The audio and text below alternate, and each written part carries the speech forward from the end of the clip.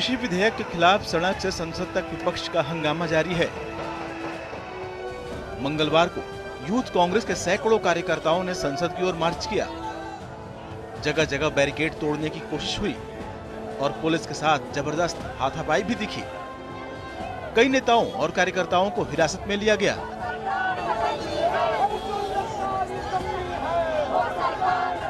कृषि बिल को लेकर विपक्ष अपने स्टैंड पर कायम है कि जब तक जन विरोधी कानून को वापस नहीं लिया जाता, विरोध चलता रहेगा।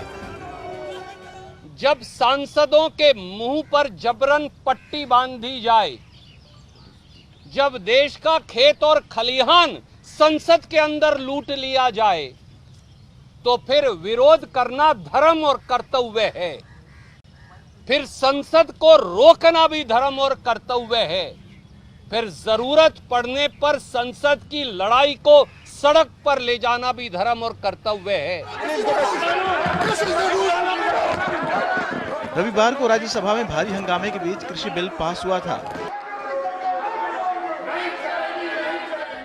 संसद की मर्यादा भंग करने के आरोप में निलंबित 8 सांसद भी संसद के लॉन में धरने पर बैठे रहे।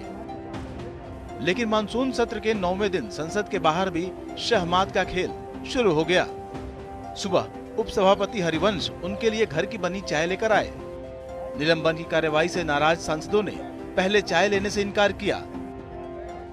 हरिवंश काफी देर नाराज सांसदों के साथ बैठे।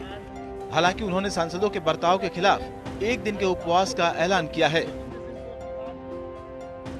उधर विपक्ष के सांसदों ने भी बैठक की। एक बार फिर फैसला हुआ कि जब तक कृषि बिल से जुड़ी उनकी चिंताएं दूर नहीं होती, तब तक संसद सत्र का भी बहिष्कार जारी रहेगा।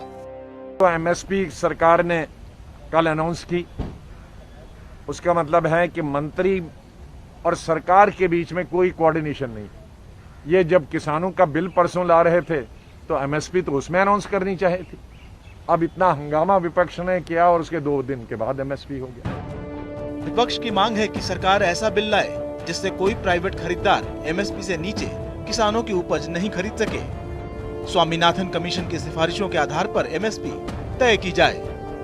एफसीआई जैसी सरकारी एजेंसियां किसानों की उपज एमएसपी से नीचे नहीं खरीदें। 8 सांसदों का निलंबन भी वापस लिया जाए। विपक्ष के तेवर को देखते हुए भारतीय जनता पार्टी के कार्यकर्ता भी सक्रिय हो गए हैं। हरियाणा में पार्टी के कार्यकर्ता किसानों से मिलकर बिल के फायदे गिना रहे हैं। जब ये तीनों बिल जो हैं वो किसानों के हित को साधते हैं, उसके ऊपर अपोजिशन से लेके जितनी भी कमेटीज बनी थी, सबने यह स्पष्ट रूप से कहा था कि एग्रीकल्चर सेक्टर मार्केटिंग के लिए रिफॉर्म की आवश्यकता है और उसको नरेंद्र मोदी जी ने अपनी इच्छा शक्ति के द्वारा यह कर दिखाया है। तो उसको स्वीकार करना चाहिए और यह तुच्छ राजनीति से अलग दूर रहना चाहिए। फिलहाल कृषि बिल पर राष्ट्रपति का मुहर लगना बाकी है, लेकिन पक्ष विपक्ष के रुख को देखते हुए साफ है कि अभी ये मुद्दा जल्दी ठंडा नहीं होने वाला।